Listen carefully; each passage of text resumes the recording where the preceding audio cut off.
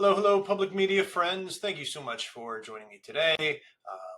What is this? Who am I? You may have registered or attended or otherwise been aware of our last few webinars, most recently at the end of January, to discuss growing the audience today in Q3 and 4 in order to monetize and convert it for subsequent drives in spring, certainly at the end of the year. What we've done here is refine or synthesize the ideas there in that 45 minute to an hour long webinar into 3-ish 5-minute videos. So we're going to try to cover this in one of those videos, sort of understanding the thesis of certainly why it's important, but how to grow audience, how to grow a high quality audience, a responsive audience that we can then nurture through to conversion later on. That's the first video. I'd like to follow that up, which I think is the sort of pièce de résistance for this, which is the real-time case studies. We have 4 picked out. I'm going to see if we can fit those in 5 minutes. It's possible we don't.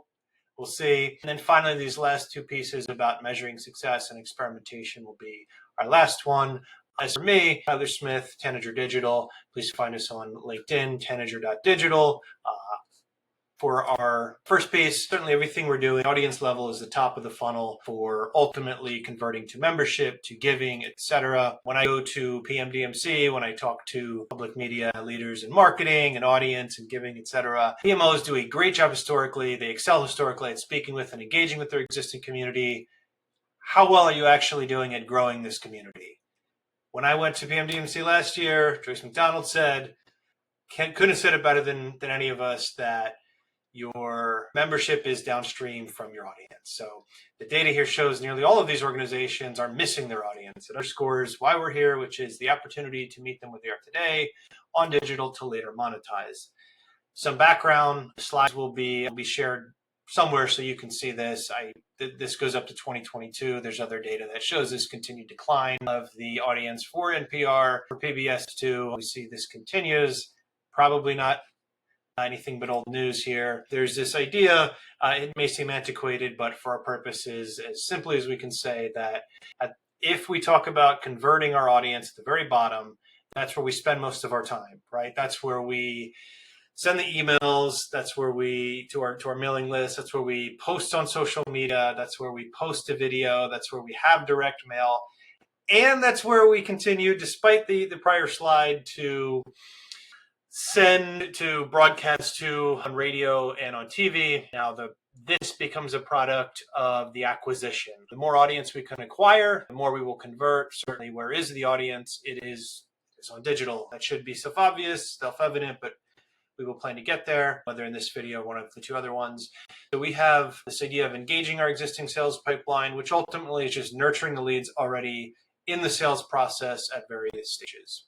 That should be intuitive. Again, public media orgs do an excellent job at this historically. They know what their audience is looking for. They know how to engage the same donors over and over. There's only so much we can get from the well, though, so much we can get from the pipeline. We really want to focus on building a pipeline in this season. This is the growing season. Create a structured system to track these donors, really focus on how do we get our mission-driven brand in front of these individuals, and then, to the point earlier, nurture them and have a dialogue and have a conversation with them in order to inspire them to donate.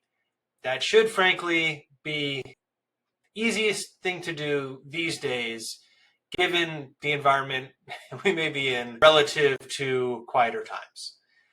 Now, an example of acquisition, an example of engagement, certainly the things on the right are the things your team and audience and marketing and membership are doing. You're emailing the same subscriber lists. You have on-air messaging that are being delivered to the people that already listen to you, that already watch your station.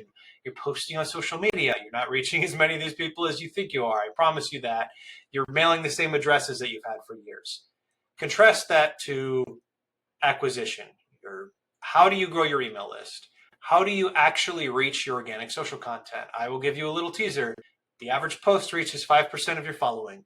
You have 10,000 people on your station. That's how many people? 500? Maybe 1,000 if you're lucky.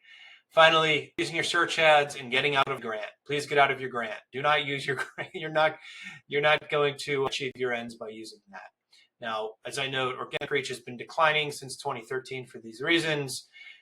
This is quoted from, or synthesized, I should say, from several sources. Please double check, verify, trust but verify. I promise you will see data that says 1 to 5%, maybe 6%. If you post on Facebook, on Instagram, on a meta property with a YouTube video, this is the percent of your following that's seeing that content, right?